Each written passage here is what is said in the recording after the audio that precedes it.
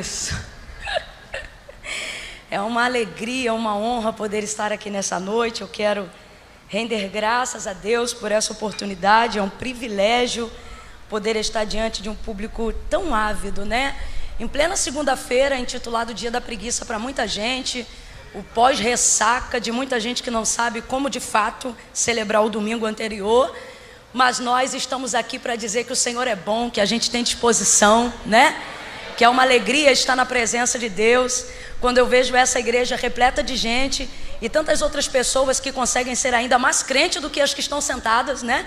Porque as que estão de pé ainda estão conseguindo ser mais crentes, né? Me vem o Salmo de Davi, né? Mais vale um dia nos teus átrios do que 1000 em outra parte. E aí quando eu vejo o pessoal de pé lá perto da portaria, me lembro de Davi mencionando, né? Melhor estar à porta da tua casa do que habitar nas tendas da impiedade. Como é bom estar aqui. Deus abençoe a vida de cada irmão que está aqui nessa noite. Deus abençoe a vida do pastor Christian, esse milagre ambulante. Ambulante não, né? Que quem ambula, perambula. Esse milagre cheio de propósito de Deus.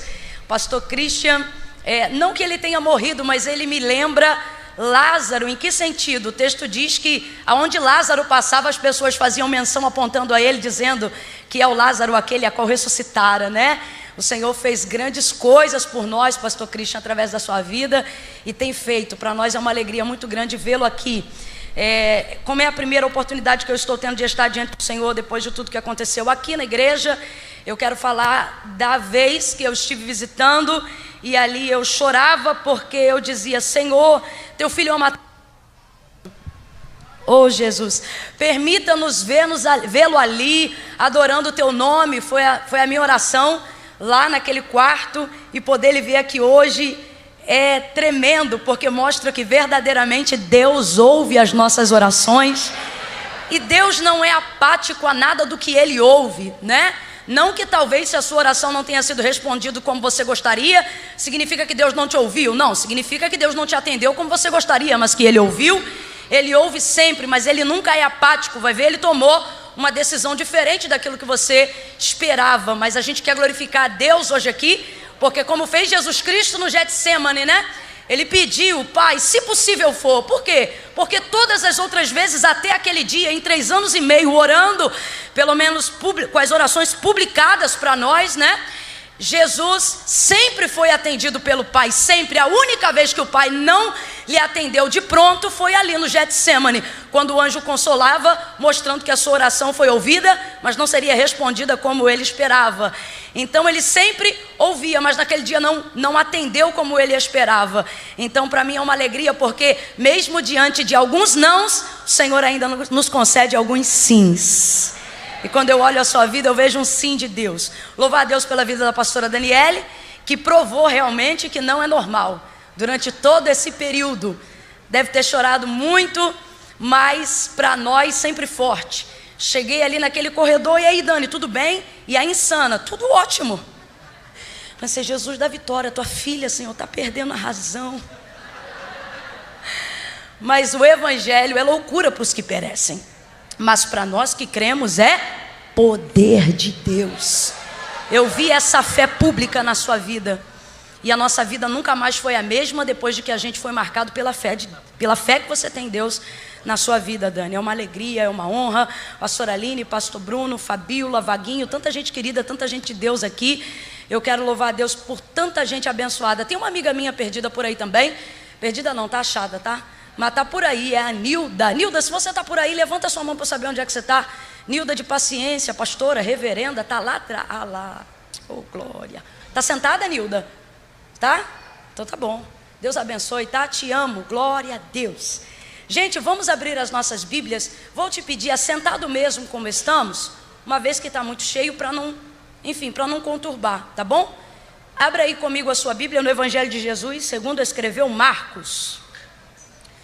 Segundo escreveu Marcos, capítulo de número 5. Enquanto você localiza aí o texto sagrado, deixa eu ganhar tempo rapidinho, dizer que quando o culto terminar, se você quiser adquirir alguns dos nossos materiais, são vestuários, tá bom? Vestidos, camisas, E aí você desejando adquirir no final do culto, além de abençoar a minha vida, você vai estar contribuindo diretamente com a obra missionária, tá bom? Sertão do nosso país, sertão da Bahia, norte, nordeste, extremo norte e no coração do Amazonas. São alguns pontos aí, áreas do nosso investimento no reino de Deus, lugares aí onde Jesus nunca antes havia sido mencionado, e graças ao trabalho de evangelização de missionários que estão arrancando toco aí onde o Senhor mandou, Jesus está se fazendo conhecido nesses lugares, tá? Eu gosto sempre de deixar claro o propósito, porque vai ver, hoje você não estava afim de falar de moda, hoje você não estava afim de ver roupa, mas é que se você tiver essa mentalidade, você vai achar que é apenas moda, e moda não é, porque moda você pode adquirir a seu preço, a seu gosto, a seu custo-benefício, aonde você quiser, mas esses materiais, quando você adquire, por exemplo, um vestido desses aqui, longo, é como se você estivesse comprando um galão de diesel, para o missionário poder estar colocando lá nos barcos dele e fazendo um trabalho de evangelização forte que a gente está lá, entre outros propósitos, tá bom? Vou mostrar aqui rapidinho se alguém quiser adquirir, tá? Tem aqui essa long bem bacana com esse leão bem feroz, tá aqui com a boca aberta. Eu tinha saudade de um leão feroz, né? Então tá esse aqui, isso aqui é pra gente brava, tá bom? Isso é pra gente pata firme, tá? É um modelo especialmente feito, pensado nos homens, mas a mulherada também usa para ficar à vontade. Tem uma outra aqui numa malha estonada, que é mais a cara da galera do Rio de Janeiro, não é não? Colé, colé, tá aí. Tem uma outra que é lançamento, borda de couro, toda trabalhada aqui na frente, escrito imparável, para aquelas mulheres que ninguém segura. O diabo diz, você não vai romper esse ano, e ela diz, eu vou. Glória a Deus. Tem também um vestido que a gente está lançando novo aqui agora, vestido fé, tá aqui ó, tá bom? Pra galera que gosta. Toma aqui, pastora Raquel, obrigado, lá vem ela, tá toda chicosa, tá aqui dizendo, não faz isso não. Toma, vai lá, solteira, tá bom? Marcos capítulo de número 5. Glória a Deus. Aonde eu digo que ficam esses materiais, pastor Christian? Lá. Aqui, saindo por essa porta aqui. Então, aquela lá será fechada, aquela lá. E todos serão obrigados. Mas saindo por aqui você vai encontrar, tá bom? Marcos capítulo 5. O Senhor confirmou essa palavra ao meu coração, como vontade dele para essa noite. A partir do versículo 24 em diante.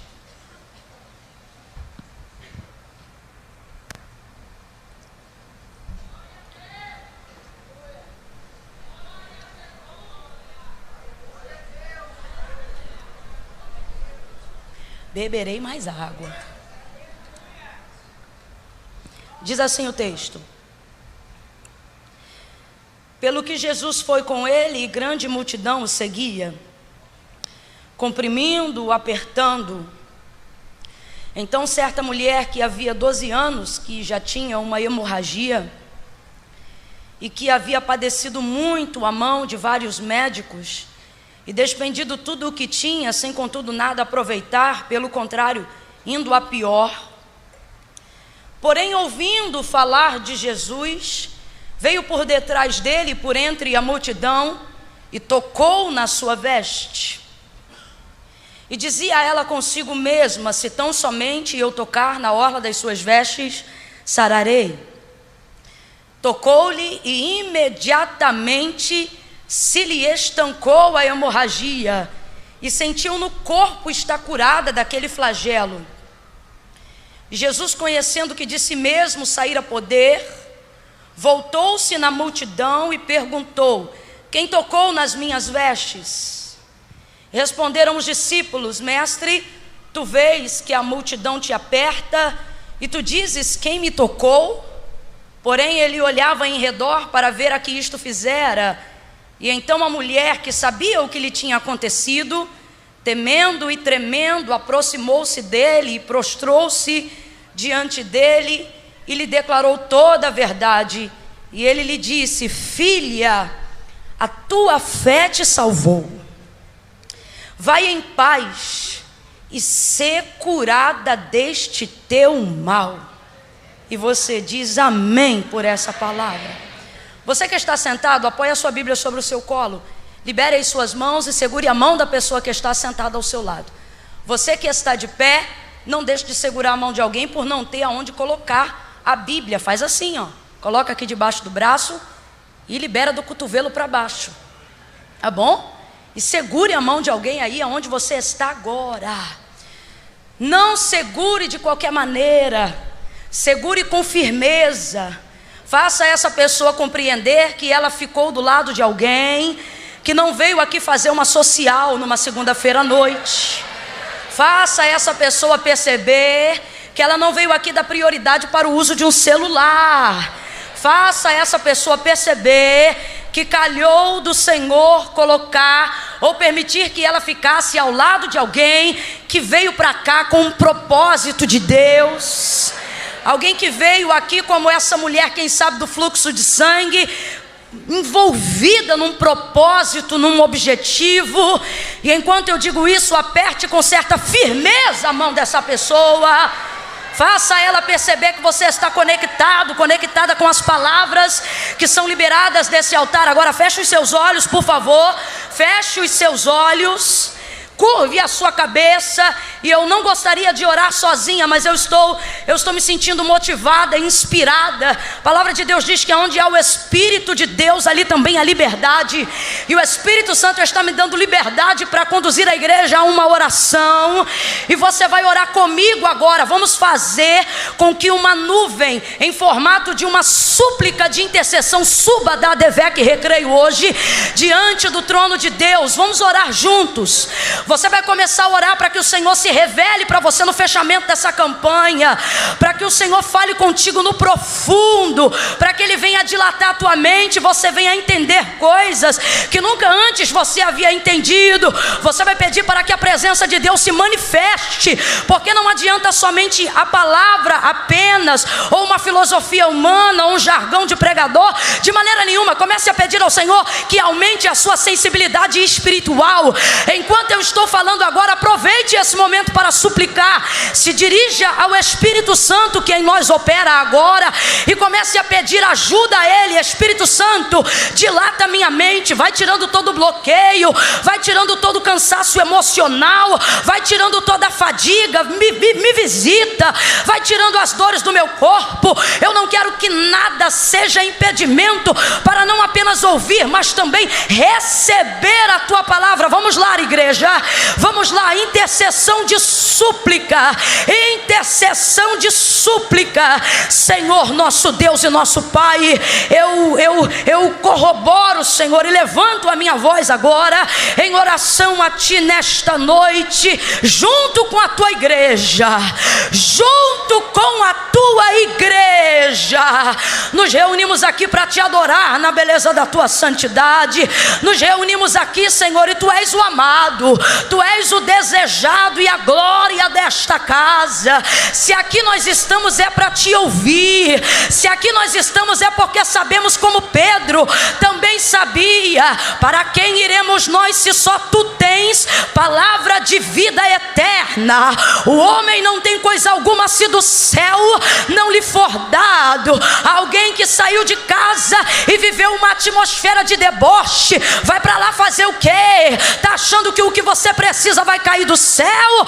Eu denuncio essas palavras diante de Ti e te peço, Senhor, responde do céu, para que quem, Senhor, foi humilhado na terra, para que quem foi, Senhor, oh Deus, envergonhado aqui na terra por causa da fé, por causa da certeza de um Deus que trabalha no céu, possa viver uma noite de resposta, uma noite de milagre, e assim o Teu nome seja glorificado. Que mães venham chegar em casa e dizer: o Deus do céu me enviou uma palavra aqui na terra. Que pais possam receber uma resposta da Tua boca. Que os pastores desta igreja vivam a confirmação da direção do Senhor para neste tempo, neste ano de 2019, esta igreja estabeleceu contigo nos primeiros dias desse ano, e eu chamo este tempo de primícias, e este povo veio crendo, e tu dizes na tua palavra no livro de Crônicas, oh Senhor, tu disseste: crede em Deus e estareis seguros, crede nos seus profetas.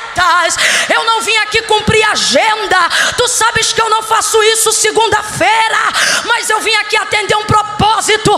Me levanta nesta noite e confirma as palavras proféticas da minha boca, como tu era com Samuel, não deixando com que nenhuma das palavras da boca dele caísse por terra. Confirma as palavras da minha boca, para que cadeias sejam arrebentadas. Gente que entrou aqui já tentou de tudo, possa entender que o tudo é Jesus, e viver a libertação que nunca antes viveu, viver o renovo que nunca antes viveu.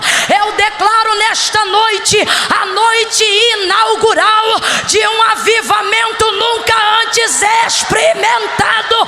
Barra Recreio, cidade de Deus, todos os lugares e adjacências de toda a região, que este lugar venha irradiar da tua unção, e aonde houver jugo seja despedaçado. Usa-me como tu disseste que faria no dia que o Senhor me chamou, dizendo que curaria, dizendo que libertaria.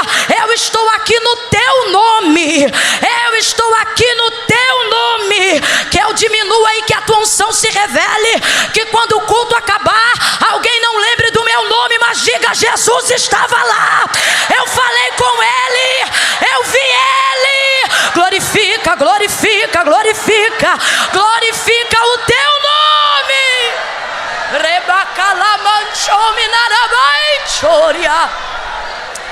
Que seja a noite do batismo do Espírito Santo com fogo, que quem nunca falou em línguas estranhas, como evidência desse batismo, venha receber uma bola de fogo na cabeça, venha receber a confirmação da chamada. Levanta ministérios, Senhor, faz expelir para fora todo mal que estiver alojado do lado de dentro, vai curando da depressão profunda.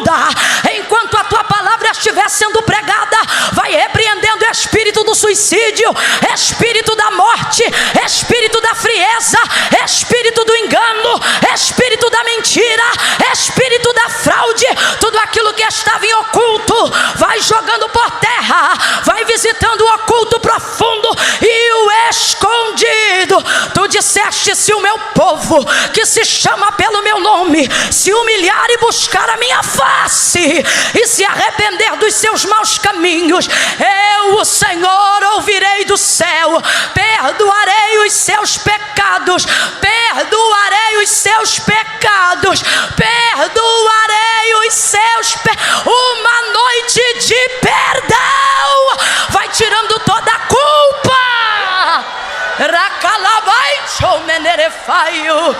E sararei a sua terra. Fala conosco, Senhor, porque se o Senhor falar, basta uma palavra. Uma palavra e tudo será transformado. Basta uma palavra. Alguém entrou hoje aqui, Senhor, pensando que precisa de dinheiro. Alguém entrou hoje aqui, Senhor, pensando que a cura é a prioridade. Alguém entrou hoje aqui, Senhor, pensando que se não tiver um casamento esse ano vai morrer. Mas eu te peço, organiza as prioridades e faz essa pessoa entender que tudo que ela precisa é do Senhor, que tudo que ela precisa é de uma palavra do Senhor. Em nome de Jesus, digam comigo: fala conosco, Senhor, no oculto, no profundo e até no escondido. Em nome de Jesus, quem concorda, diga: oh, aleluia.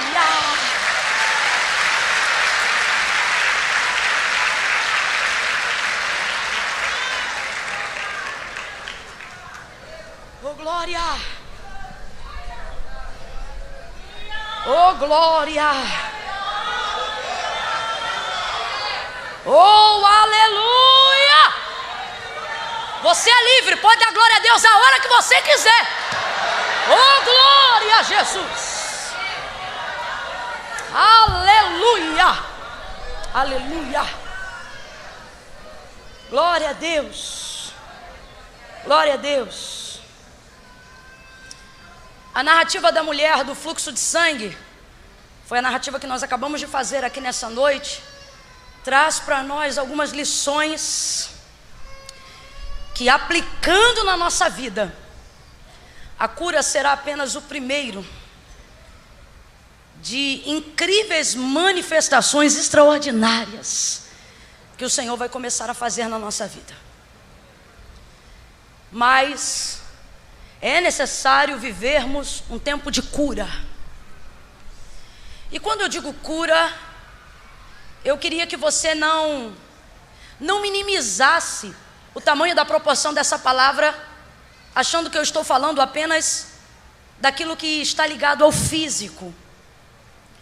Inclusive é por isso que muitas pessoas têm deixado de viver coisas extraordinárias no seu relacionamento com Deus, têm deixado de ter com Deus um relacionamento, porque minimizam o tamanho da expressão de cura que o Senhor tem a revelar sobre nós, somente naquilo que é físico. É por isso que algumas pessoas chegam, fazem a campanha e quando terminam, vão embora, porque diminuíram a proporção daquilo que Deus queria fazer. O Evangelho está muito além de corresponder a uma necessidade que grita num momento. O Evangelho está além de curar o câncer. O Evangelho está além de purificar o sangue de um aidético. O Evangelho vai muito além e está muito mais profundo do que trabalhar em alguma área da sua vida que grite uma urgência de um socorro nesse momento. O socorro é temporário, o relacionamento com Deus foi feito para a eternidade, né? E nós precisamos ter essa compreensão. Agora é bem verdade que, sendo encaminhado por uma necessidade, começamos a compreender o quão enfermo nós estamos. Eu digo isso porque, ligada por uma necessidade urgente, ela também recebeu curas permanentes diárias que ela nem sabia que estava enferma, e a gente prova isso na leitura do texto segundo a escrita de Marcos, no capítulo de número 5. Agora, a primeira coisa que ela teve que compreender é que, por mais que ela já estivesse perdendo sangue, ela tinha uma hemorragia completa. Só para eu saber que você está comigo, ela tinha uma? Isso. Ela tinha uma hemorragia, jorrava sangue continuamente. E ela tinha alguns agravantes naquela época, porque ela estava submetida à cultura judaizante, que é muito rigorosa, sobretudo para alguém que estava na condição dela. Ela era uma mulher enferma e o tipo de enfermidade que ela tinha colocava ela numa situação ainda mais difícil. Segundo a lei, ela era uma mulher imunda. Eu disse suja ou imunda? Isso, imunda. Imunda é mais do que suja. Por quê, irmã Camila? Porque o sujo muitas vezes pode ser tolerado, o imundo não. Você faz uso, levado pela necessidade de um banheiro que está sujo, mas você entra com um pé e sai no outro, e por mais que você tenha uma necessidade, alguém te pergunta, ué, não foi no banheiro? Aí você diz, não, aí alguém pergunta, estava sujo? Aí você diz, não, estava imundo. Você sai com uma roupa que vez ou outra está meio sujinha, usou uma vez, gosta muito, peraí, não está dando para perceber. Ou então esbarrou em alguma coisa, ficou uma poeira, e aí você diz, ninguém vai ver isso aqui não. E depois ainda dá uma de sonso quando alguém olha e fala, menina, sujou aqui. E você diz, menina, não é. Eu, hein? Porque eu não estou dizendo que o sujo é aceitável, mas, dependendo da necessidade, ele é tolerável. Agora, o imundo, não. Eu tenho um tio que, se você faz uma comida, ele só não come se ela tiver de fato azeda, podre. Porque quando a gente pega, tira da geladeira e a gente não toca nessa comida não. Aí ele faz assim, deixa eu ver. Não, peraí, não, dá sim. E o negócio só falta dar bicho. Ele tolera algumas coisas. Então, só para você entender, segundo a lei, ela não é tida como uma mulher tolerável. Segundo a lei, ela é tida como uma mulher que precisa ser repudiada por causa do seu estado de imundícia. ela não pode tocar, e só pode ser tocada por alguém que esteja disposto a passar pelo ritual da purificação. E o ritual da purificação é muito extenso. Por quê? Porque quando alguém toca naquilo que é imundo e precisa passar pelo ritual da purificação, não pode purificar somente a si mesmo, mas tem que purificar tudo aquilo que toca, tudo aquilo que vive. Então, se alguém estivesse disposto a tocá-la ou a se deixar ser tocado por ela, ia precisar voltar para casa do caminho que estava indo, ia precisar lavar a roupa, lavar-se a si mesmo e lavar toda a sua casa, porque haveria pisado em casa num estado de imundície. Então, a partir daquele momento, tudo teria que ser lavado e esta pessoa iria precisar de um período de quase 7 dias para ter que se purificar, uma vez que havia tocado em alguém que a lei dizia que era imundo. Então ela não tocava e dificilmente, para não dizer que não era, também tocada. A hemorragia deixava ela nessa condição. Então ela tinha um mal, mas um mal que foi irradiando para outros males. Por causa da hemorragia não tocava e não era tocada. Por causa da hemorragia não podia ir ao templo. Por causa da hemorragia não podia mais deitar oferta de sacrifício diante do sacerdote.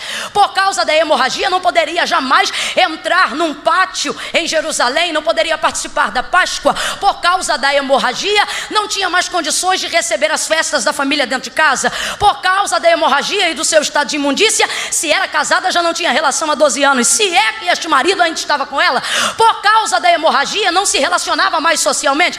Então não precisa ser nenhum Augusto Cury para poder entender que o problema que ela iniciou, a situação dela foi a hemorragia. Mas ela agora tem um problema apenas e somente no corpo? Não. Uma pessoa que não toca e não é tocada, uma pessoa que dificilmente tem o acesso a conversas sadias. Ei, o ser humano foi feito para tocar e para ser tocado. Há 3 anos e meio, mais ou menos atrás, a ciência definiu que um abraço só é um abraço quando ele passa de 15 segundos, que é quando o seu cérebro entende que você está sendo tocado e começa a liberar o nome daquela substância que eu esqueci, que determina o prazer. Então você compreende que aquilo ali te faz... É o quê? Não vou repetir isso não. Então, ocitocina. Então você... Falei certo? Então você entende isso. Agora esta mulher há 12 anos, veja, uma coisa não é ruim só quando você tem. Uma coisa que é ruim fica muito pior quando você percebe que tem aquilo há muito tempo. Um copo de água na minha mão direita, por exemplo, não é pesado, sim ou não? Não é pesado. Agora, segure ele com o seu braço estendido mais de 12 minutos. Vai parecer que esse copo tem mais de 10 quilos ou 10 litros de água, sim ou não? Sim ou não? Sim ou não? Eu em preguiça, sai. Por quê? Porque o tempo que você leva algumas coisas faz com que venha deteriorar aquilo que já é ruim.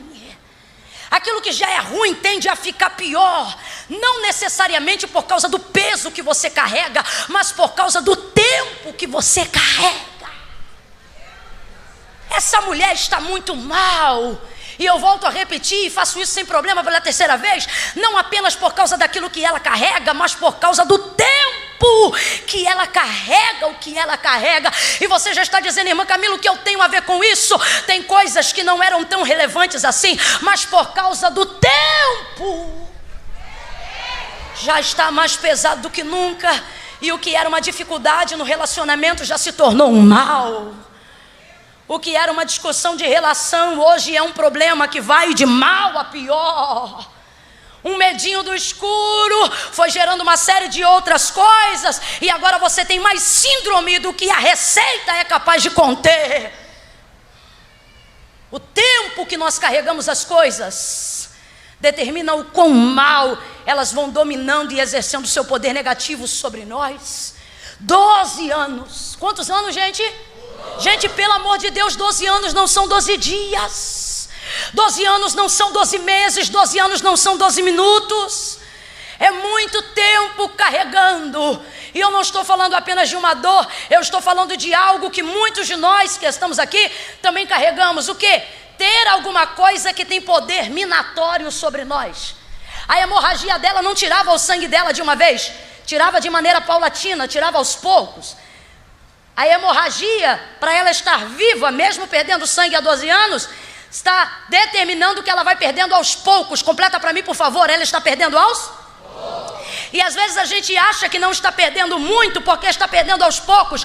Só que há 12 anos perdendo aos poucos é um jeito de aos poucos ela não perceber que já está perdendo muito.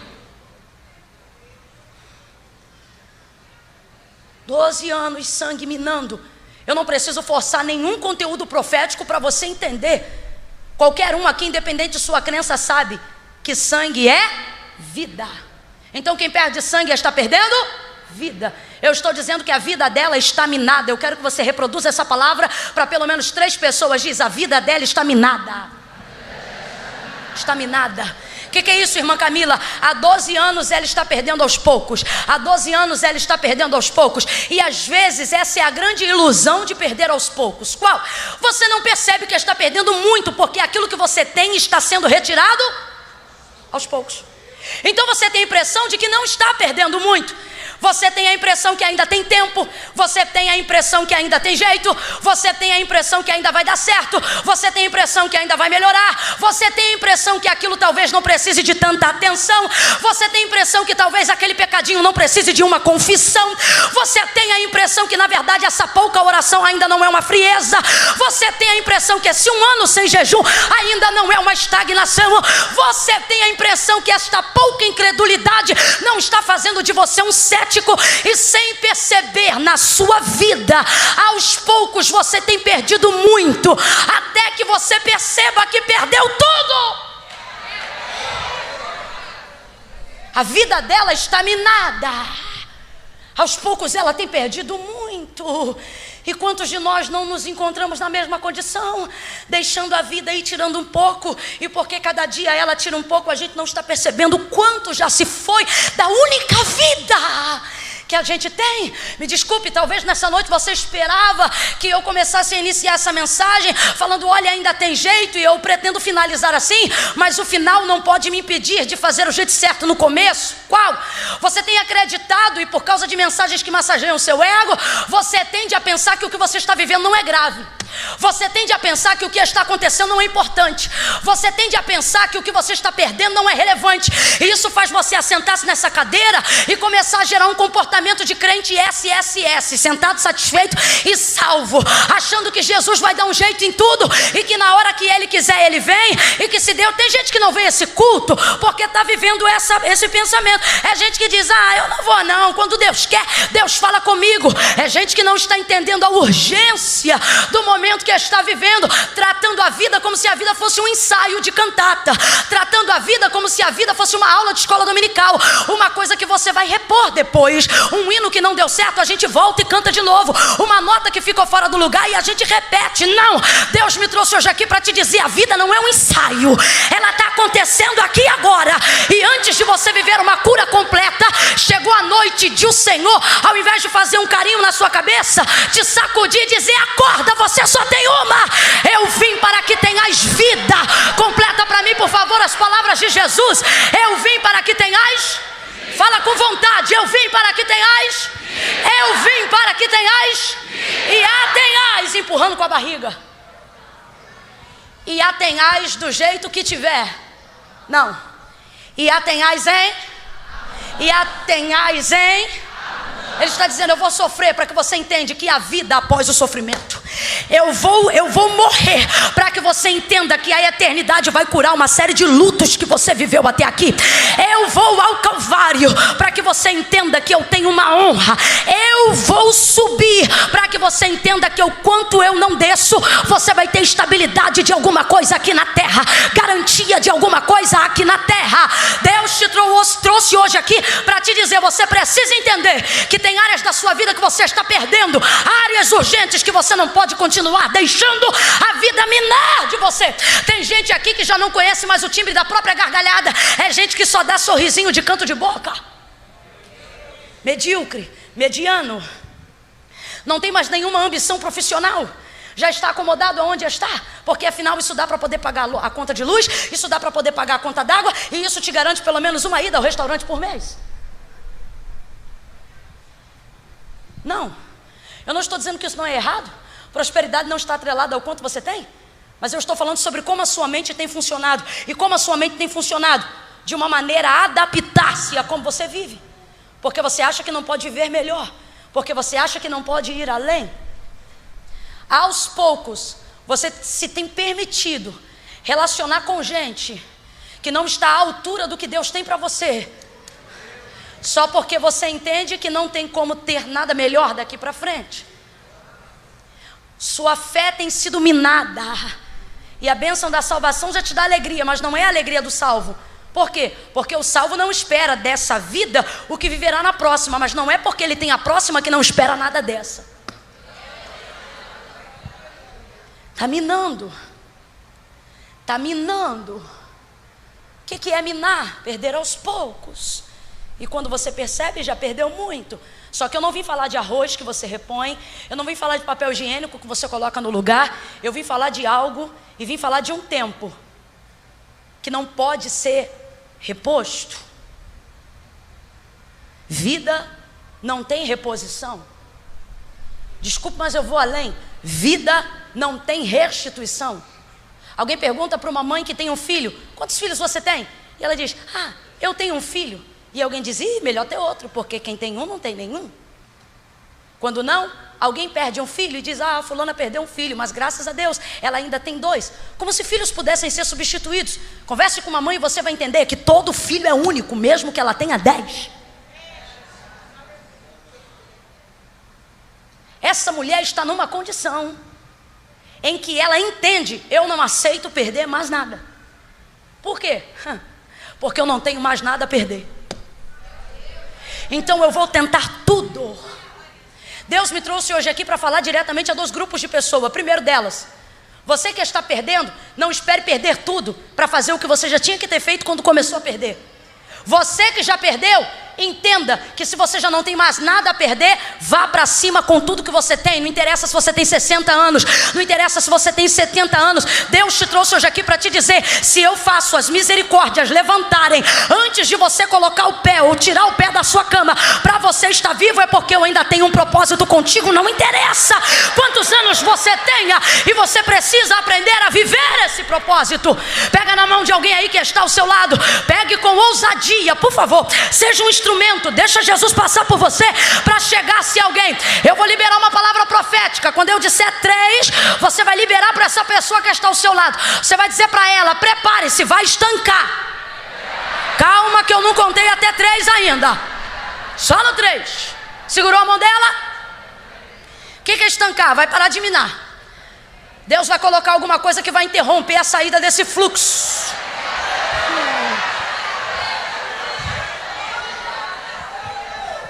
Deus vai colocar um impedimento. Aonde, irmã Camila? Na minha vida não, um impedimento no fluxo do mal. Deus vai obstruir o que, irmã Camila? O seu caminho? Não. A trilha que o mal tem tentado fazer na minha vida vai ficar retido, não vai sair mais. No 3, você vai sacudir essa pessoa e vai dizer para ela: vai estancar.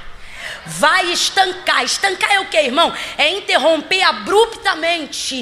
O que é estancar? É cortar rapidamente. O que é? Tem gente aqui que está em ciclo de frustração há tantos anos que diz: eu já recebi palavra, eu já ouvi, nunca aconteceu, isso, aquilo. O Senhor está dizendo: você vai tomar um susto, você vai sentir no corpo. Eu não sei aonde está, eu não sei se é alguém, eu não sei se é alguma coisa. Pode ser uma conversa de WhatsApp que vem para minar, pode ser um programa de televisão que vem para minar, pode ser um ambiente de trabalho que vem para minar, pode ser o vício de alguma coisa que vem para minar. O Senhor está dizendo: quando você tocar, vai estancar. O que é isso? Vai parar, vai interromper. Já não fica chateado comigo não, que eu já vou falando, tá bom? Tem gente que te ligava sempre, vai parar de te ligar. Tem gente que te convidava para determinados lugares sempre, e você vai parar de ir. O Senhor está dizendo: num susto eu vou interromper o fluxo de algumas coisas que eram contínuas na sua vida. É 1, prepara. É 2, fala com ousadia. 3, diga: vai estancar. Vai estancar, vai estancar. Está estancando agora enquanto você libera essa palavra. Vai estancar. O que vem para minar, o que vem para roubar, abruptamente vai parar. Aleluia!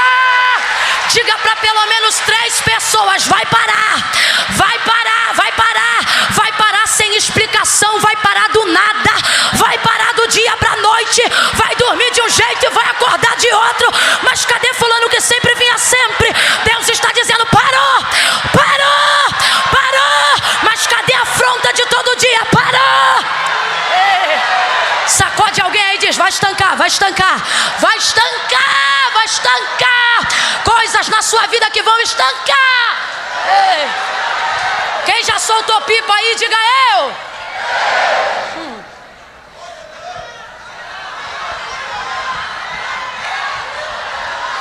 Daqui a pouco, do nada, você não cortava, só passava perto. E a gente ficava arrasado, porque dizia, estancou. Você vai procurar, só vai ver a linha caindo e vai dizer, cadê o Senhor? Estancou. Irmã Camila, eu quero viver isso. Eu creio nisso. Eu preciso disso. O que você tem que fazer? O que você fez hoje? Mover-se.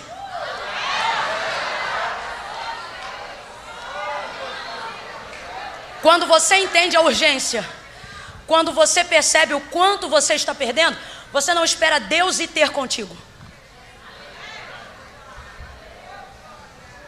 Quando eu vejo a mulher do fluxo de sangue se dirigindo, saindo de casa depois de 12 anos, essa mulher nunca esteve parada. O texto diz que ela investia continuamente, tentando arrumar medicamentos, maneiras novas. Ela era rica e estava gastando tudo que ela tinha, já não tinha mais nada. Contudo, ela ia de mal a pior. Gente, para viver. Hemorragia de 12 anos, numa época que não tem transfusão sanguínea. O cabelo dessa mulher está caindo, a olheira dela está até a bochecha. Ela está fraca, a coloração da sua pele já não é a mesma. Suas unhas quebram. Provavelmente sua pele já deve estar pegada ao seu corpo, tamanha é a sua magreza. Imagine a anemia profunda dessa mulher. Vai ver, ela já não tem nem mais tanta força na expressão da sua fala. Vai ver, até por isso ela diz consigo mesmo e não verbaliza com a sua boca. Cansada, esgotada. E o que é que motivou ela a mover-se do lugar? Apesar de como ela estava, o texto diz que ela vinha ouvindo. E eu gosto dessa conotação no gerúndio, verbo continuativo, ela vinha ouvindo. Eu gosto da colocação de Marco, porque sugere a ideia, ainda que no grego, que ela não ouviu uma coisa só, mas que ela vinha ouvindo algumas coisas sobre o mesmo tema. E qual era o tema de tudo que ela vinha ouvindo? Foram muitas mensagens. O texto diz que ela vinha ouvindo, estava muito ruim, indo de mal a pior, porém, ouvindo falar de... Ó, quão lindo esse nome é. Maior que tudo ele é. Esse nome é tão poderoso, que se você entendesse o tamanho do seu poder, você parava de chamar Jesus toda hora para banalidade. Ai Jesus, oh Jesus. Esse nome é tão poderoso. Ele é tão poderoso. É o nome sobre todo nome. É o nome diante do qual todo joelho, quem crê vai ver, quem não crê vai ver também, quem espera vai ver, quem não espera vai se assustar, mas vai ver também. Todo joelho se dobrará. Ela ouvia o nome de Jesus. E o que é que ela ouvia? Ela ouvia o que ele fazia, porque o seu nome denuncia as coisas que você faz. E o que é então que falavam de Jesus? Ora, falavam de suas obras. E quais eram as obras de Jesus? Obras miraculosas. E ela ia ouvindo aquilo, e aquilo ia alimentando a sua fé. Aquilo ia originando a sua fé. Essa mulher tem uma atitude incrível. Ela decide fazer alguma coisa mesmo quando Jesus ainda não fez nada. Quando você entende que o seu momento é urgente, você não espera o céu tocar a terra, você dá um jeito de fazer a terra subir. Quando você entende que a sua situação é urgente, você não se acomoda a um plano do destino, você traça um caminho dos quais os seus pés sejam capazes de andar. É como a cananeia, por exemplo, que grita o nome de Jesus, que clama a sua presença, que clama uma ação em direção à sua filha. Ele diz, olha, não convém pegar o pão dos filhos e deitá-los aos cachorrinhos? Sim, Senhor, mas também os cachorrinhos comem das migalhas que caem da mesa dos seus senhores. Ó, mulher, grande é a tua fé. Vá em paz e seja feito contigo como tu desejas, ou como tu queres. Ele tinha um querer para ela, um querer que alcançaria todos nós, mas esse querer só iria se revelar depois da cruz do Calvário. Redenção aos gentios, a luz brilharia a todos. Nós encontraríamos então assim um lugar ao redor da mesa onde os filhos se assentam.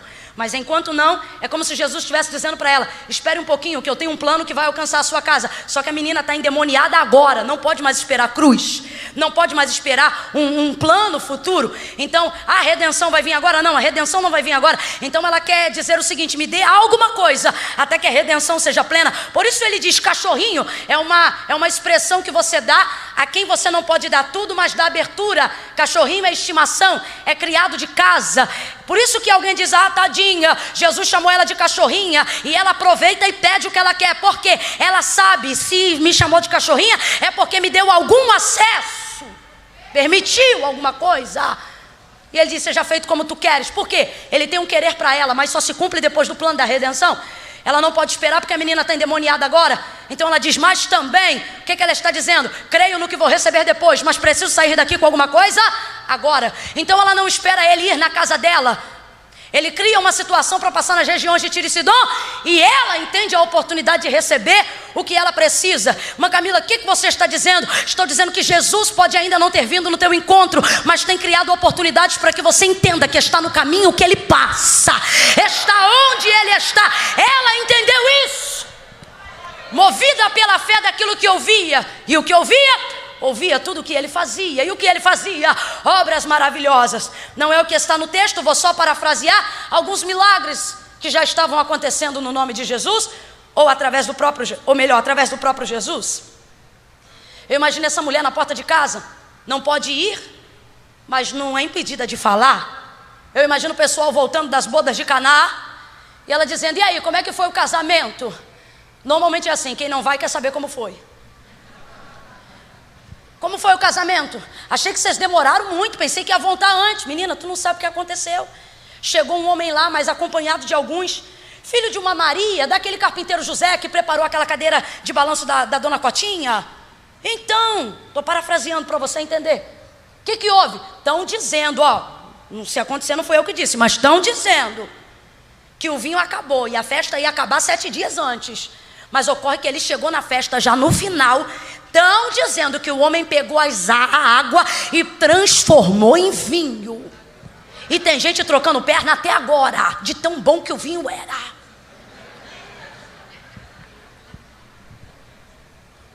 O quê? Qual será o nome dele? Olha, estão dizendo que o nome dele é Jesus. Vamos lá, qual era o nome dele? Jesus. Qual era o nome dele? Jesus. É mesmo? Eita, esse homem deve ser poderoso, hein? Se isso for verdade, esse homem deve ser poderoso. Imagina o povo voltando num alvoroço terrível da sinagoga. E aí, como é que foi a doutrina hoje? Está sabendo o que foi pregado? Está sabendo qual foi o livro que leram? Menina, hoje não teve leitura. Depois da leitura foi um pega para capar. Não tem o filho da Maria, aquele do José, o carpinteiro, que fez a cadeira de balanço da dona Cotinha. Pois então, esse homem entrou dentro do templo. Só que você sabe, era sábado, ele pegou e fez uso da palavra. Não tinha encurvado de mais de 18 anos. Ele mandou sair do lugar e ficou de pé. E nem príncipe ele era, estava sentado nas cadeiras de trás. Quando a mulher veio andando, ele tocou e botou endireitada, colocou ela ereta. Quando levantou, estava pronta. Aí o príncipe da sinagoga tomou a palavra e disse: não pode fazer isso, porque está escrito que não convém fazer isso no sábado. Aí eu vi que o homem é virado. Ele olhou para ele, apontou o dedo e disse: hipócritas. Por quê? Porque diziam que ele tinha quebrado a lei. Ele não quebrou, uma vez que era sábado? Pois é, mas é que a gente prega pouco essa parte, né? Ele não quebrou a lei, ele não quebrou o sábado, ele não quebrou a lei não. Por quê? Porque na lei a emenda de que a vida é maior do que o sábado. Aí quando o príncipe da sinagoga quis dizer que ele quebrou a lei, ele virou para o príncipe e falou: hipócritas, porque se fosse uma ovelha vocês não falavam nada, se fosse uma vaca para dar dinheiro vocês não falavam nada. Agora eu curei a vida inteira desta mulher, que não é nem ovelha nem vaca, e vocês estão dizendo que eu quebrei o sábado. A vida é maior do que o sábado. A vida cura o quê? Menina, foi um alvoroço, é mesmo? Estão dizendo que ele tem autoridade. Estão dizendo que ele tem autoridade. Como é que você sabe? Eu sei porque um dia desse eu estava lá no domingo depois do ensino, e ele começou a pregar. E aí, o que ele pregou? Ele pregou tudo que os fariseus pregam. Ele leu tudo que os escribas leem. Mas ele fala como quem tem autoridade. É mesmo? Qual é o nome dele? Qual é o nome dele? Passa mais 15 dias. E aí, como é que tá? Não tá sabendo não? Quem é aquele que passou aqui? Você não conhece não? Não, é o paralítico do tanque de Betesda. É mesmo? Mas era paralítico, tá fazendo o que aqui? Menina, Jesus foi lá no tanque, olhou para o homem e disse: tu queres ficação? Ele disse: eu queria. Tu queres? Ah, eu quero. Então levanta, toma a tua cama e anda. É mesmo? É. Qual é o nome dele? Qual é o nome dele?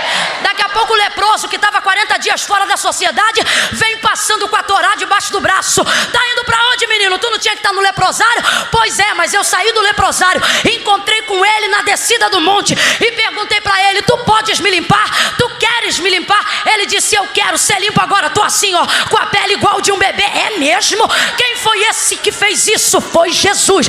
Ele tira demônio, ele tira da depressão, ele tira do abismo profundo. Ele tem poder, ele tem autoridade. Ele diz que é o Filho do Deus vivo.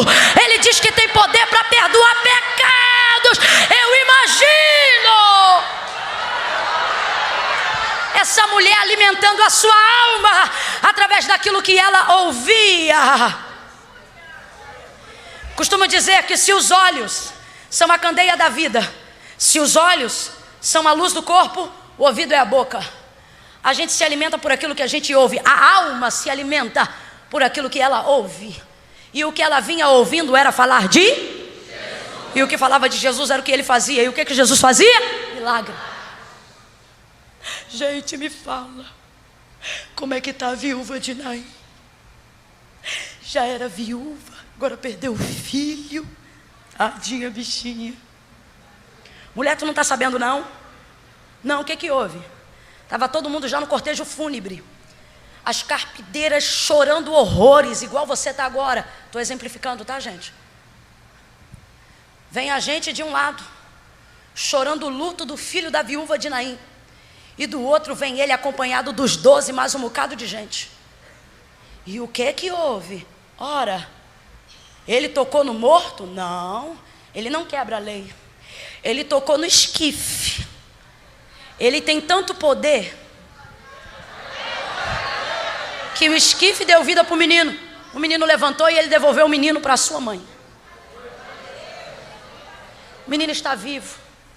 Isso tudo eu imagino ela ouvindo e crendo no poderoso nome de Jesus.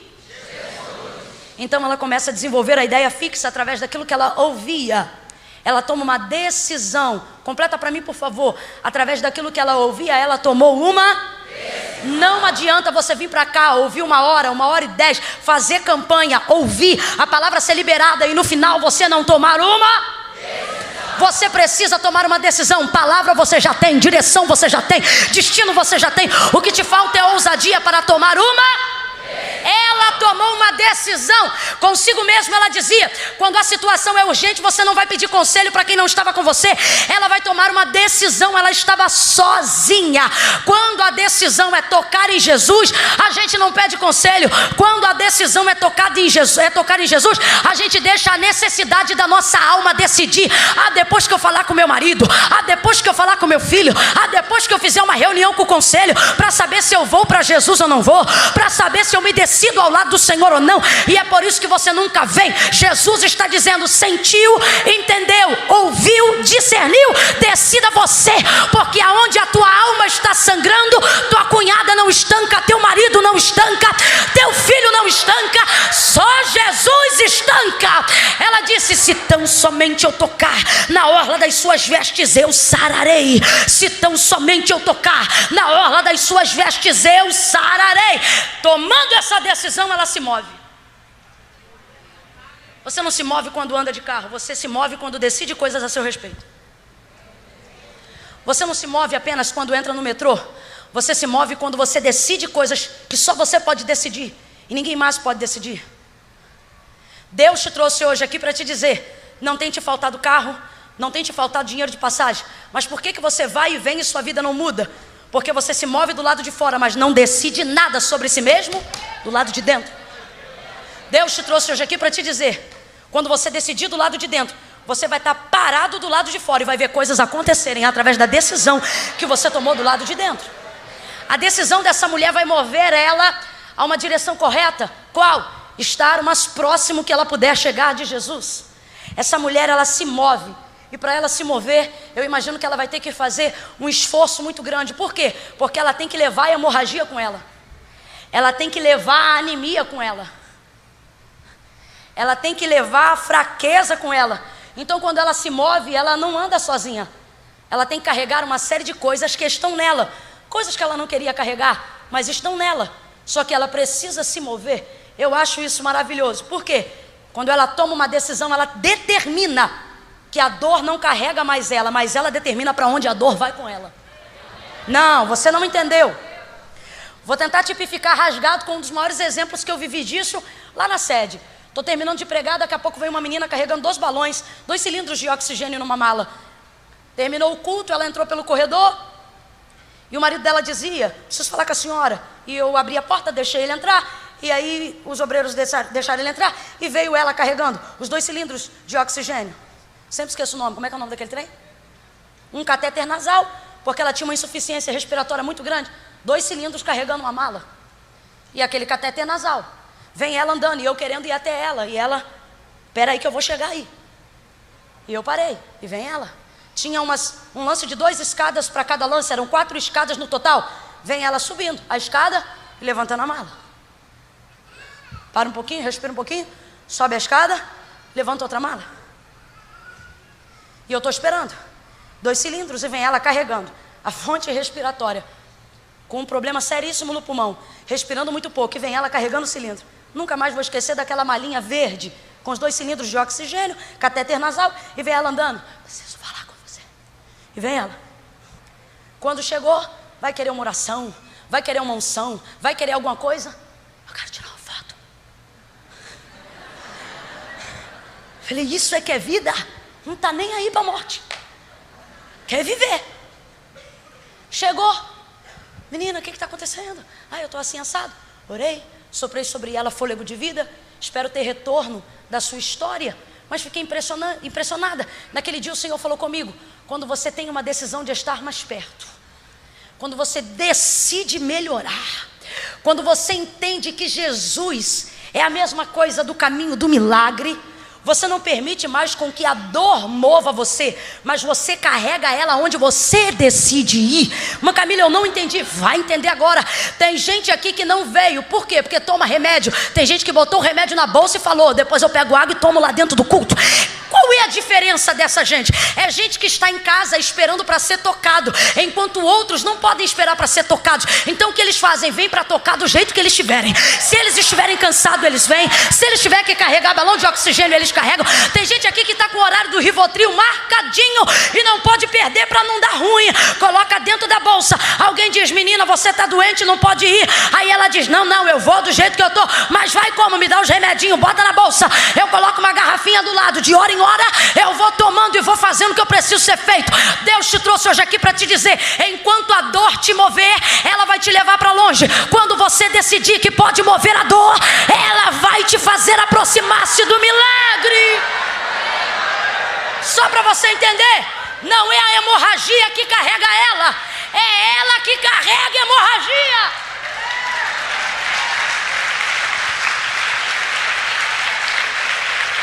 Irmã Camila, tem pessoas que estão completamente limitadas. É óbvio que eu não estou falando dessas pessoas. Eu estou falando de gente que ainda pode mover-se. Eu estou falando de gente que ainda pode se dirigir para viver o seu milagre. Ela moveu-se do jeito que ela estava, numa desvantagem absurda. Ela estava em desvantagem a toda a multidão. Por quê, irmã Camila? Porque o problema dela era pior? Não, porque a condição dela deixava ela em desvantagem. Não é que a doença dela era pior, mas é que a doença dela impedia ela de ser tocada por ele. E toda a multidão ia até Jesus para ser tocado por ele. O que o texto revela sobre como Jesus manifesta seus milagres?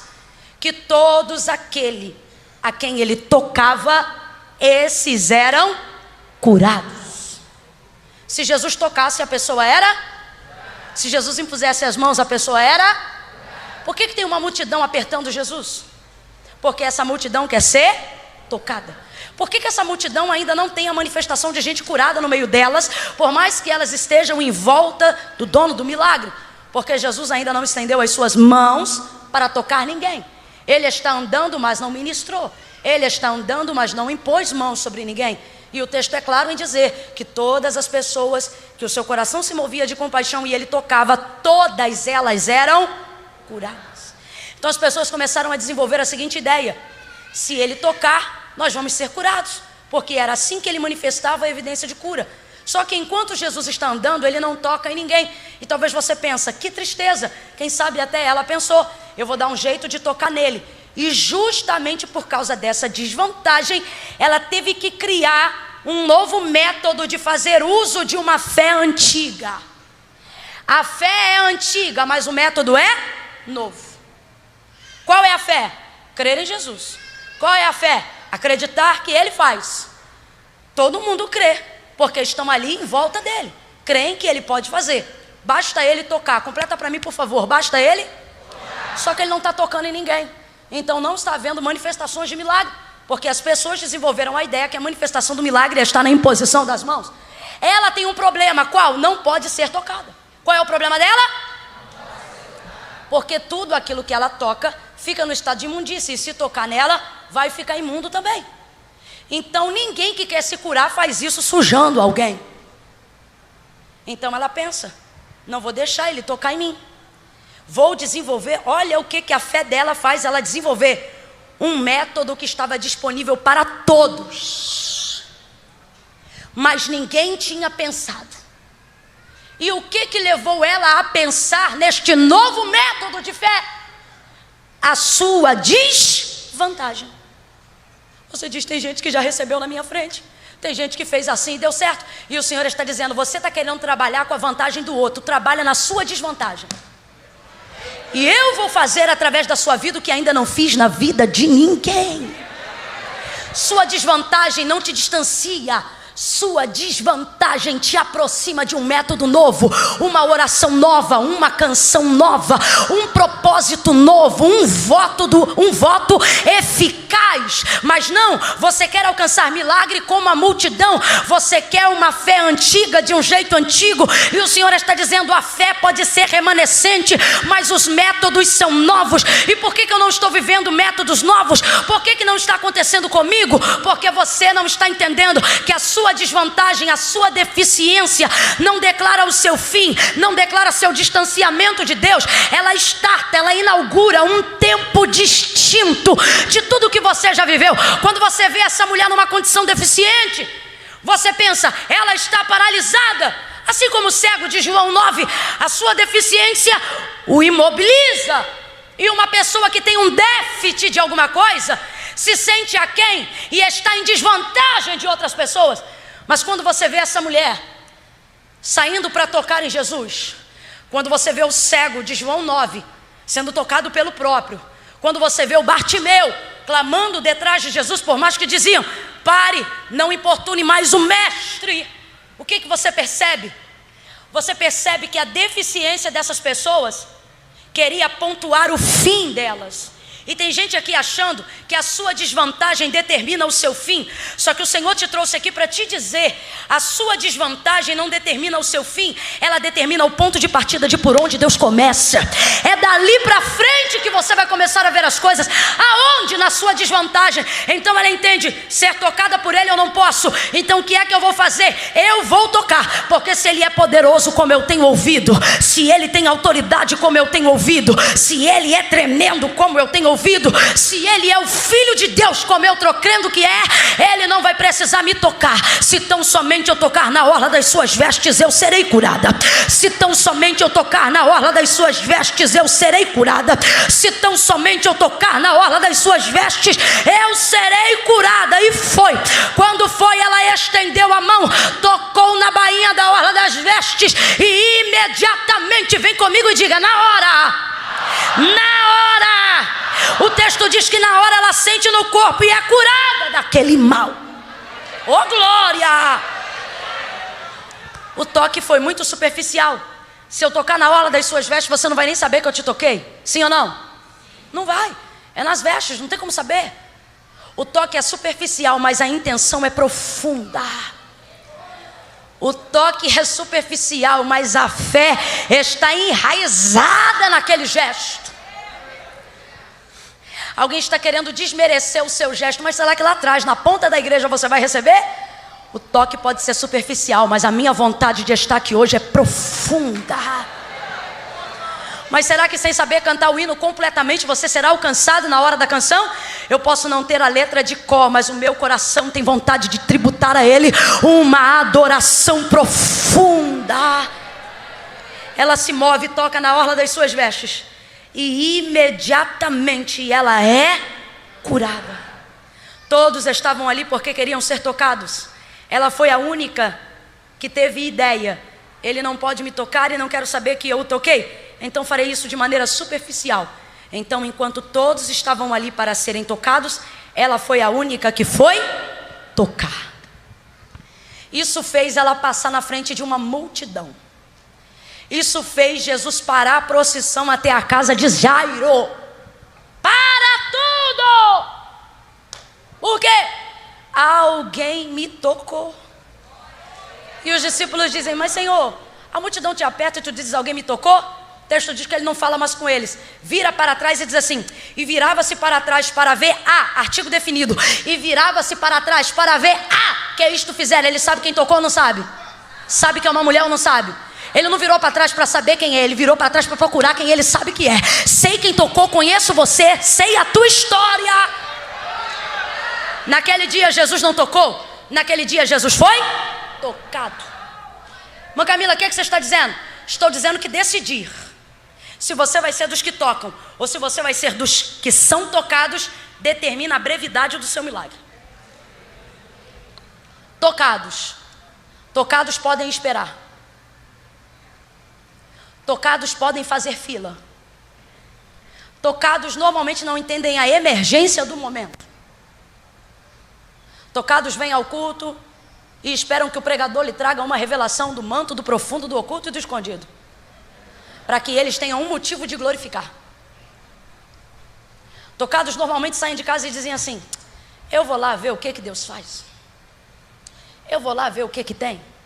Tocados dependem de uma motivação de quem já está. Os que tocam chegam aqui com rodela de suor debaixo do braço.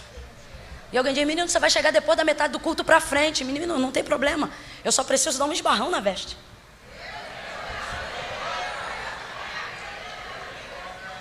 Tocados assentam-se à cadeira e dizem: se eu sentir, eu dou glória.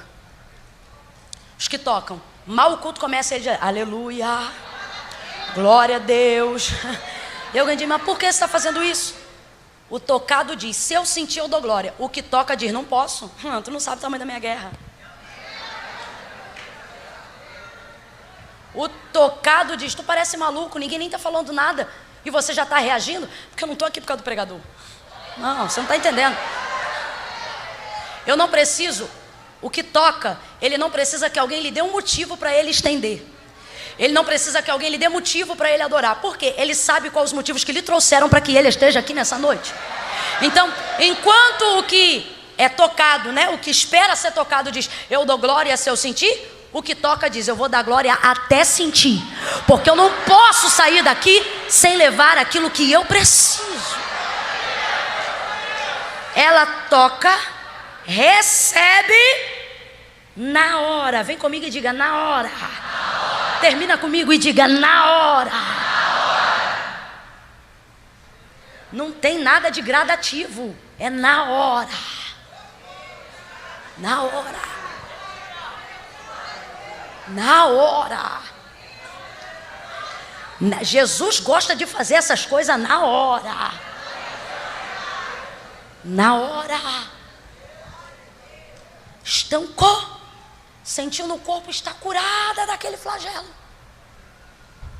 E eu digo: Deus, como é que alguém pega uma coisa sem pedir? Não é roubo. Ela tocou e recebeu. Vou te perguntar, ela pediu, gente? Ela disse: Jesus, eu estou aqui. Tocou e pegou. Fala para uns 3 aí: tocou e pegou. Vai lá e fala: pegou e não pediu. Pegou e não pediu.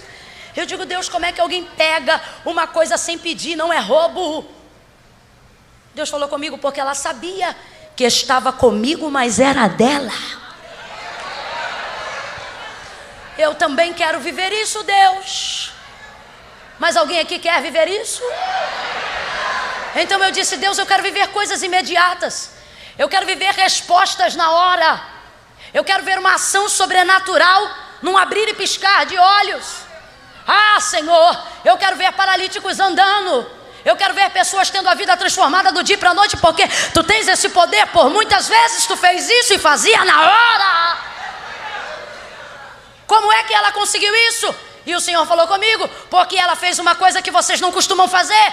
O quê? Te tocar? E ele disse: não, tocar vocês tocam. E por que quando a gente toca, a gente não leva? E ele diz: porque normalmente vocês pedem autorização para usar o que já é de vocês. Vez ou outra vimos para cultos como esses, fazemos orações maravilhosas. Ah, Senhor, usa as minhas mãos para curar os enfermos. Me usa com muita unção. Eu quero pregar igual fulano. Eu quero cantar igual Beltrano. Ah, Senhor, eu quero ser uma bênção. Vez ou outra Deus já até usou alguém, tocou as suas mãos e disse: essas mãos ainda vão curar os enfermos. Essa língua ainda vai pregar o evangelho. Você ainda vai viver milagres. Você acredita. Acredita.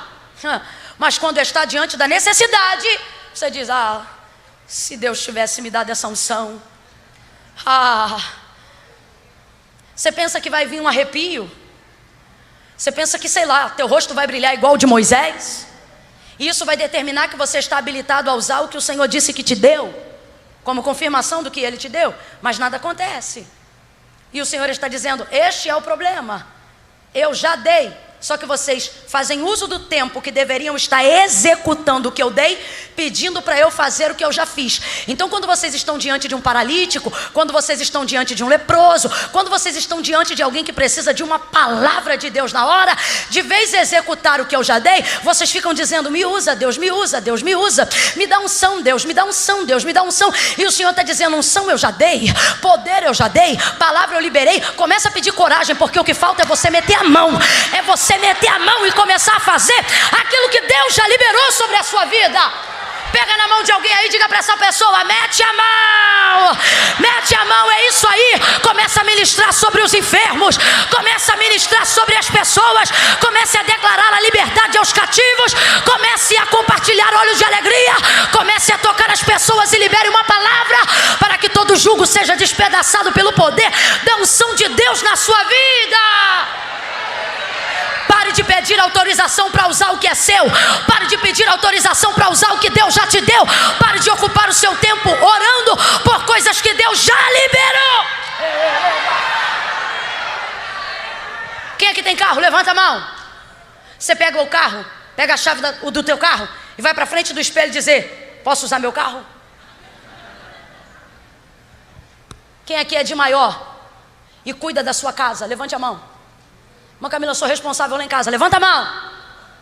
Então você sai de casa e olha assim no espelho: ó, hoje você vai voltar 10 horas, hein? Se não voltar 10 horas, a casa é sua. Uma das maiores libertações da vida de solteiro é chegar em casa a hora que você quiser. Eu não tinha carro quando casei, então usava o carro do meu sogro. Só que eu vivia assim, com acessório, é bolsa, é cabelo. Eu tinha que levar um kit pós-culto depois das mensagens, que eu terminava muito molhada e termino até hoje. E aí trocava e tal. E na hora de sair me dava uma preguiça. Eu estava morrendo de cansado. Mas tinha que abrir a porta, recolher as coisas. Pega a pregadeira, pega cinto, pega a roupa suada, o sapato, a troca do chinelo. Aí aquilo ali já estava me dando uma agonia. Aí de tanto fazer aquilo, depois já tinha comprado o carro, Deus já tinha me dado o carro. Aí um dia estou eu saindo do meu carro, da minha garagem, na minha casa. E estou eu recolhendo as coisas. Ah, porque eu não posso tirar amanhã, porque tem que devolver. Eu depois, menino, isso aqui é meu. Larguei tudo e fui dormir. Peguei no outro dia. Irmã Camila, o que é que você está dizendo? Estou dizendo que você se comporta como se fosse um bastardo. Estou dizendo que você se comporta como se não tivesse direito sobre as coisas que Deus viveu, só para que você tivesse autoridade de usá-las.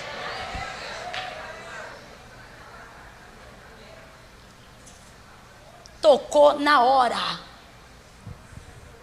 Vou perguntar de novo: ela pediu? Ela pediu? Ela perguntou se podia? Sobre uma palavra e diante da decisão de uma palavra que veio por direção e orientação do próprio Deus, você não pede, você vai lá e executa. Tem gente aqui que Deus quer usar como profeta nessa noite ainda. Deus já te deu a direção de alguém para você ir antes do culto acabar. E você fica aí sentado dizendo: fala o que é para falar que eu vou. Deus, eu tenho coragem.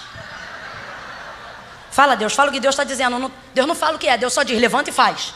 Levanta e abraça. Aí a gente fica no lugar dizendo assim: mas fala o quê? Mas fala o quê? E Deus diz: vai lá e faz. A gente diz: mas fala o quê?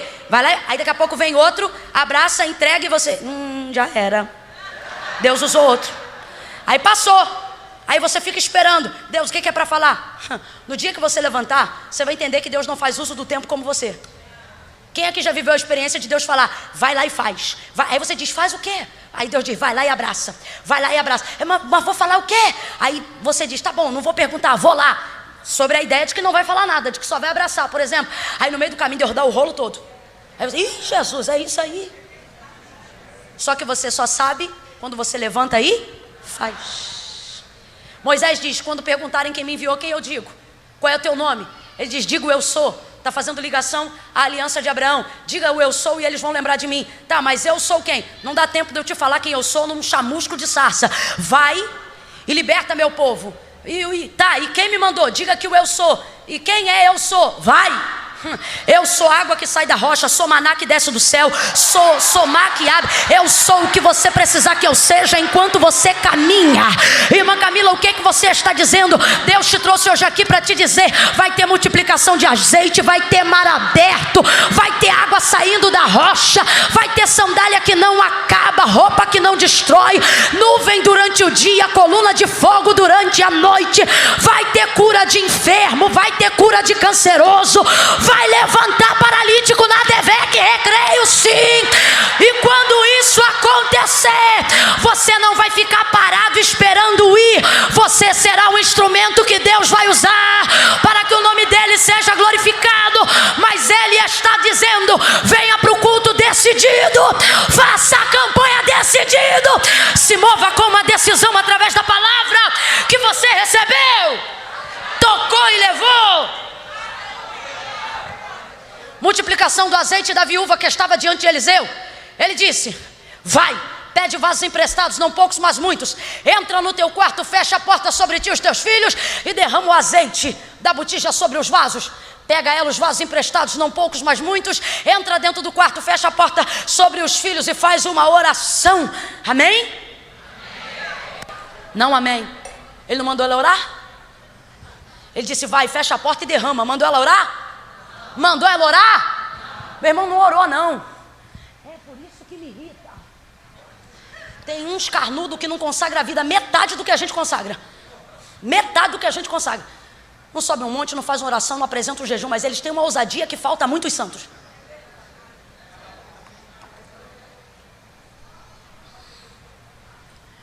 Ela pegou o azeite da botija e derramou dentro dos vasos. E o azeite multiplicou e encheu os vasos todos. Sim ou não? Sim ou não? Deus encheu a botija para encher os vasos? Não, porque matematicamente falando, se Deus enche a botija, mesmo que ela fique lotada de azeite, ela não tem o suficiente para encher um vaso, sim ou não? Porque vaso é grande, botija é, e o texto diz que ela só tem um pouco, nem cheia estava. Mas tem gente aqui com a botija na mão dizendo: oh Deus, quando tu encher minha botija, tu vai ver o que eu vou fazer com os vasos.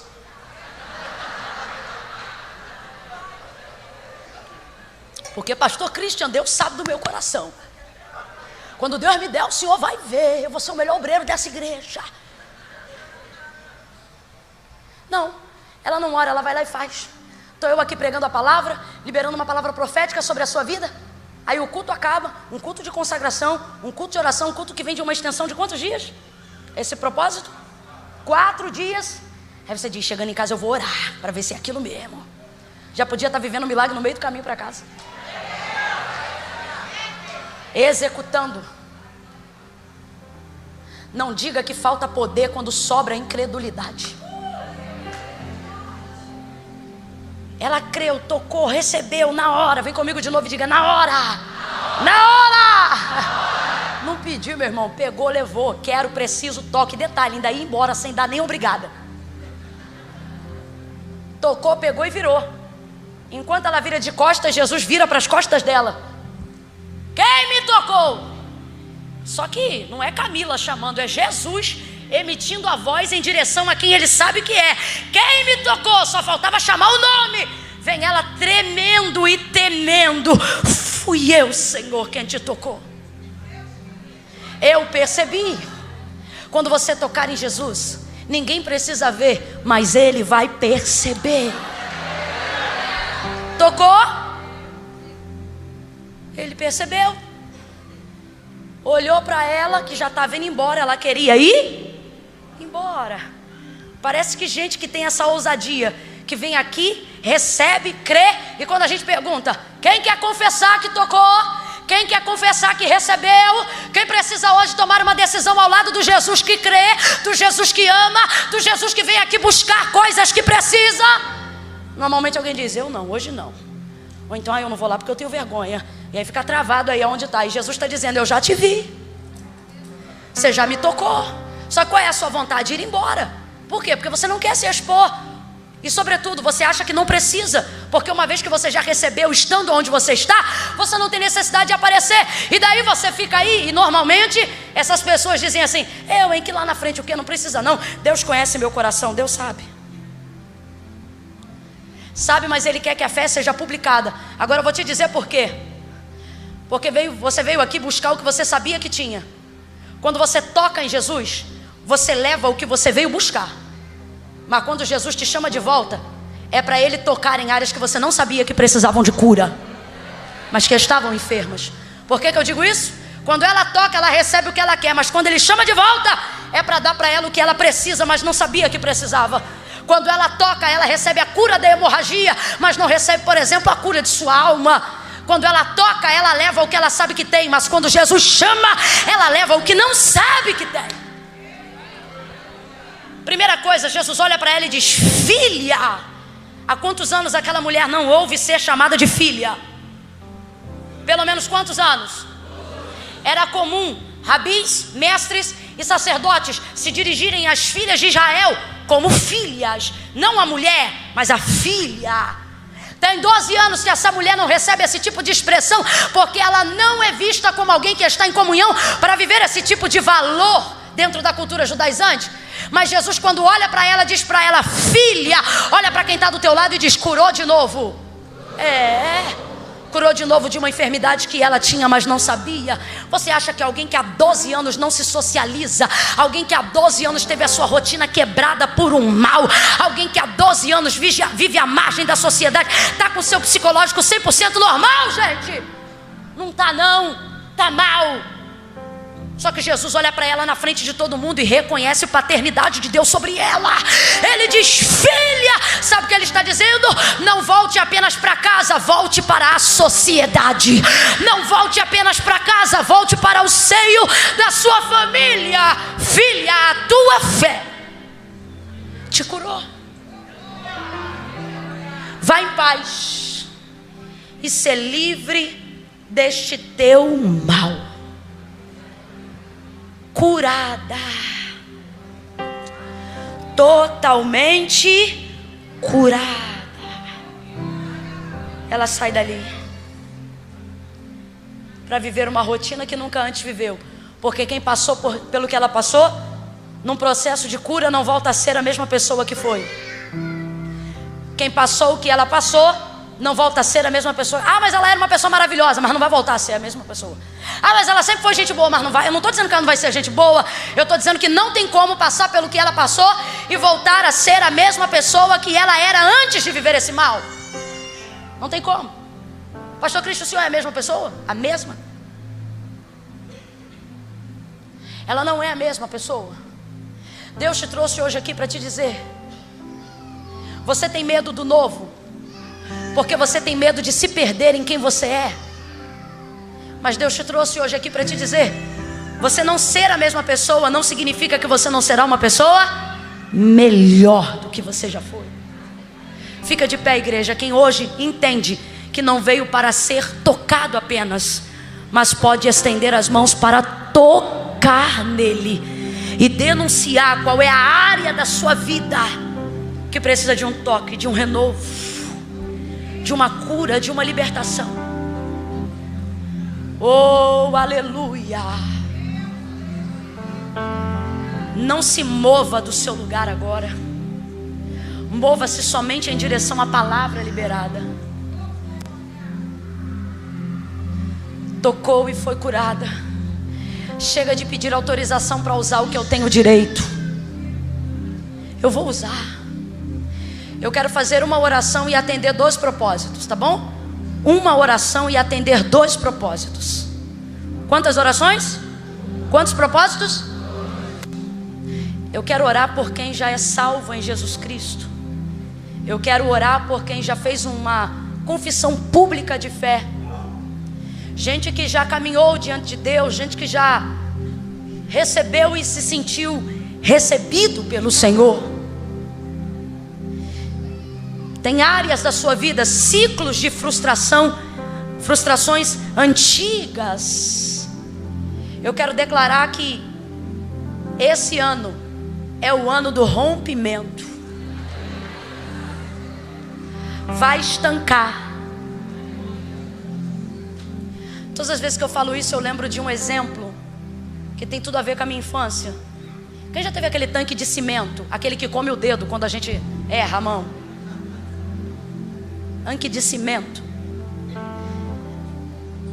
Na casa da minha avó tinha um e da minha mãe também. Quando comprava aquele tanque, normalmente a mãe pegava a parte da tampa de silicone, de plástico, que era a tampa do tanque, e pedia para ninguém mexer e amarrava aquilo na bica, aonde o tanque estava, né? Porque a água que era retida dentro do tanque precisava daquela tampinha, sim ou não? Quem já foi pobre aí, diga eu. Tem uns dizendo, se fui nem me lembro. Aquela tampinha pequenininha. Dependendo da mãe, se fosse igual a minha, falava com todo jeitinho: não mexe nessa tampa, não é para perder, deixa aqui. Qual é a primeira coisa que perde quando compra o tanque de cimento? E some para sempre. Não acha nunca mais. Nunca mais se acha. Você joga o tanque fora porque perdeu a tampa? Você coloca a sacola, fralda, pedaço de fralda, de pano, de criança, né? Faz um canudinho. Esses dias eu vi uma irmã que falou: irmã, lá em casa a gente botava sabugo de milho, para não deixar de usar o tanque só porque perdeu a... Você não joga o tanque fora porque perde a tampa. Você não joga uma banheira fora porque perdeu a tampa do ralo, sim ou não? Não joga. Por que você está querendo acabar com a vida? Por que você está querendo desistir daquilo que Deus depositou em você? Você é um recipiente que Deus tem depositado coisas em você, mas porque tem minado, você acha que esse recipiente não presta. Deus está dizendo: não jogue fora do recipiente. Eu posso usar algo para obstruir, para reter aquilo que eu tenho colocado dentro de você. Tem gente aqui que está cansado de minar, cansado de perder, cansado de voltar e viver tudo igual de novo, todo dia, sempre com as mesmas coisas, ao ponto de dizer: eu não quero, ou eu não sou mais um vaso. E o Senhor está dizendo: você não deixou de ser vaso, você só perdeu a tampa. Mas eu vou reter, eu vou fechar o canal, não importa em qual área da sua vida esteja, que tem sugado a força que você precisa para romper. Eu quero abençoar essas pessoas aqui agora sobre essa palavra. Segundo grupo de pessoas que eu vou abençoar na mesma oração são aquelas que não podem, diferente das outras, das salvas, das crentes, que podem ficar nos seus lugares, que devem ficar nos seus lugares. Essas não podem. Eu vou contar de 1 a 3. Quando eu disser 3, vai sair do lugar e vai vir ao altar de Deus. Irmã Camila, mas está cheio. Se a hemorrágica com 12 anos de anemia chegou, não é possível que você não consegue sair de onde você está. Eu vou contar de 1 a 3. Quando eu disser 3, não importa o tamanho da multidão, você vai denunciar hoje a sua necessidade de tocar. Quando eu disser 3, vai sair do lugar e vai vir ao altar de Deus. Quem, irmã Camila? Quem reconhece que está afastado dos caminhos do Senhor. Mas Camila, eu estou afastado. E essa palavra hoje foi para mim. Eu preciso me mover. Eu preciso tomar uma decisão. Não adianta eu ouvir, eu saber, mas não tomar uma decisão. Eu não vou porque Deus sabe, mas não concorda. Não é Camila, não é igreja, não é Assembleia de Deus. Foi Jesus que disse: aquele que me confessar diante dos homens, eu também o confessarei diante do meu Pai que está no céu. Mas aquele que se envergonhar de mim diante dos homens, veja, ele não diz aquele que não crê, ele diz aquele que tem vergonha. Por quê? Porque as pessoas não deixam de vir porque tem falta de fé. Elas deixam de vir porque tem excesso de vergonha. De quê? Desse monte de gente, esse monte de gente que não paga tuas contas, esse monte de gente que não te vê no quarto escuro quando o dia mal chega na sua casa, esse monte de gente que não sabe teu sobrenome, nem a cor dos seus olhos. Irmã Camila, mas eu tenho vergonha. Por isso ele diz que os tímidos não herdarão o reino dos céus e nem verão a Deus. Está falando de quem fica com a bochecha vermelha? Não. Está falando de quem deixa a sua vergonha abafar a sua fé. Está falando de quem não confessa aquilo que crê. Irmã Camila, mas eu não sou crente. É sim. Não sou não, é sim. Segunda-feira à noite você podia estar na balada e estar na igreja. Você conhece o nome de um monte de santo, mas quando a coisa aperta você diz: há poder no nome de Jesus. Não vem com essa. Conhece um monte de simpatia, mas quando a coisa fica feia você diz: vou lá fazer uma campanha. Fala com Deus lavando louça, fala com Deus dirigindo carro. Aí para dar louca nos religiosos, Deus ainda te responde. E você diz: não sou crente. Crente você é, a pergunta é: por que você ainda não é salvo? E por que não é salvo? Porque quem crê confessa. E por que não confessa? Porque tem vergonha. Não está percebendo que a tua vergonha não vale a tua salvação? Camila, mas como é que eu vou do jeito que estou? Eu não sei qual religioso tem pregado para você que você não pode vir do jeito que está. Porque a mensagem de Jesus é: vinde a mim todos vós que estáis cansados, sobrecarregados, vou acrescentar, viciados, oprimidos, depressivos, e eu vos aliviarei. Quem disse que você não pode vir como está? Se Jesus está dizendo: venha como você está. Mas como é que eu vou do jeito que eu estou? Do jeito que você está, que você vem, menino. Mas eu estou com um negocinho aqui que eu vou usar depois que o culto acabar. Como é que eu vou com isso? Jesus está dizendo: vem você e teu negocinho. Eu não tenho medo do teu negocinho, é teu negocinho que tem medo de mim. Vem com o teu negocinho.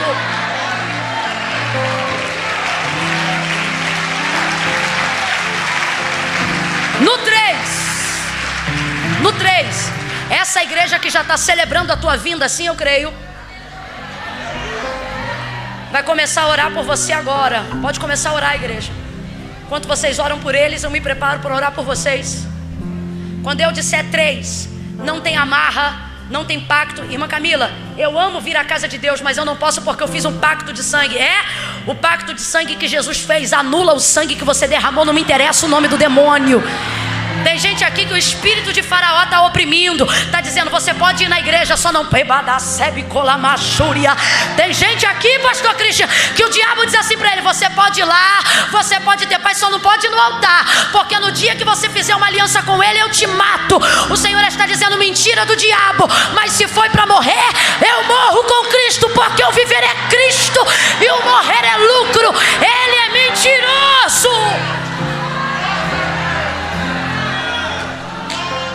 Quando eu disser 3, não interessa como você está vestido, não interessa se teu cabelo é comprido, não interessa se você vai congregar na Assembleia, se você vai congregar na Presbiteriana.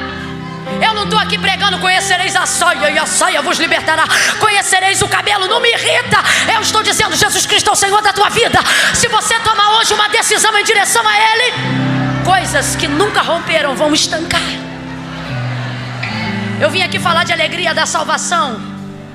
Eu vim dizer que aquela cama box maravilhosa que você deita, mas não dorme, você vai viver hoje o primeiro e maior e melhor noite de sono da sua vida.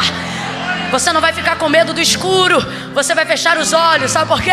Porque você vai perceber a presença de alguém que você não vê, mas está ali. É do demônio? Não. É dele dizendo: pode dormir, porque quem te guarda não dorme. Pode fechar os olhos, porque os meus são como chama de fogo. No 3. Ai, irmã Camila, mas como é que eu vou como eu estou? É do jeito que você está que você vai vir. Quando a mulher do fluxo de sangue tocou em Jesus, foi ele que ficou hemorrágico ou ela que foi curada? Quando a samaritana pecadora conversou com Jesus, foi Jesus que teve alguém fora do casamento? Ou foi ela que ficou liberta do homem que não era dela? Ela que ficou liberta. Quando o leproso encontrou com Jesus, foi ele que ficou leproso? Ou foi o leproso que foi curado? Jesus está dizendo: quando você toca em mim, eu não fico com o que você tem, mas você perde o que tinha, porque eu sou a cura. Jesus está dizendo: você pode vir com vício em pornografia, porque quando você chegar no altar, não é Jesus que fica viciado, é você que fica liberto. Você pode vir com a lepra que você tiver, porque quando você chega aqui, não é você que suja Jesus, é Jesus que limpa você. Tem que estancar e tem que ser hoje. Mas Camila, eu preciso ir aí? Precisa. Por quê? Porque fé tem que ser pública. Completa para mim, igreja. Fé tem que ser? Fé tem que ser?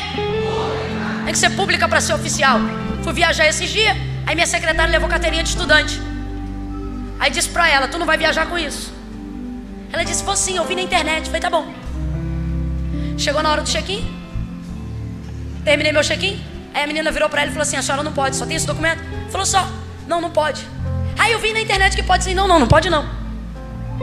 Aí a moça respondeu assim para ela: você não pode, porque este documento não tem fé pública. Então ele não pode ser reconhecido porque não tem fé. Aí a gente aqui quer ter uma fé oculta. Deus sabe, não está achando graça nenhuma disso.